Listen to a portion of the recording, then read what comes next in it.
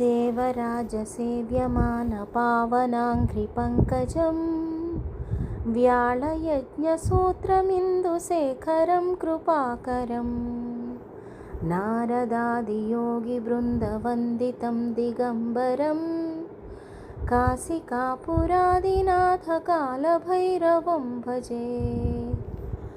भानुकोटिभास्वरं भवद्दितारकं परं नीलकण्ठमीप्सितार्थदायकं त्रिलोचनं कालकालमम्बुजाक्षमक्षशूलमक्षरं काशिकापुरादिनाथकालभैरवं भजे। शूलटङ्कपासदण्डपाणिमादिकारणं श्यामकायमादिदेवमक्षरं निरामयं भीमविक्रमं प्रभुं विचित्रताण्डवप्रियं काशिकापुरादिनाथकालभैरवं भजे।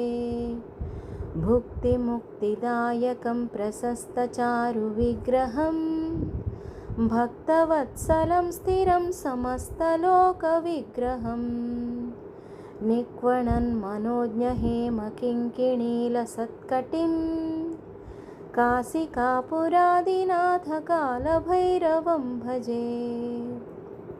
धर्मसेतुपालकं त्वधर्ममार्गनाशकं कर्मपाशमोचकं सुशर्मदायकं विभुं स्वर्णवर्णकेशपाशशोभिताङ्गमण्डलं काशिकापुरादिनाथकालभैरवं भजे। रत्नपादुकाप्रभाभिरामपादयुग्मकं नित्यमद्वितीयमिष्टदैवतं निरञ्जनं मृत्युदर्पनाशनं कराळदंष्ट्रमोक्षदं काशिकापुरादिनाथकालभैरवं भजे। अट्टहासभिन्नपद्मजाण्डकोशसन्ततिं दृष्टिपातनष्टपापजालमुग्रशासनम् अष्टसिद्धिदायकं कपालमालिकाधरं काशिकापुरादिनाथकालभैरवं भजे। भूतसङ्घनायकं विशालकीर्तिदायकं काशीवासिलोकपुण्यपापशोधकं विभुं नीतिमार्गकोविदं पुरातनं जगत्पतिं काशिकापुरादिनाथकालभैरवं भजे।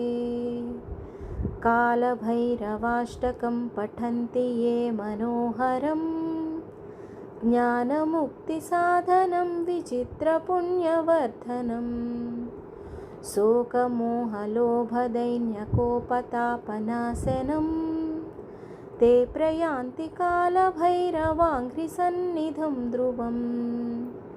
इति श्रीमत्परमहंसपरिव्राजकाचार्यस्य श्रीगोविन्दभगवत्पूज्यपादशिष्यस्य श्रीमच्छङ्करभगवतः कृतौ श्रीकालभैरवाष्टकं सम्पूर्णम्।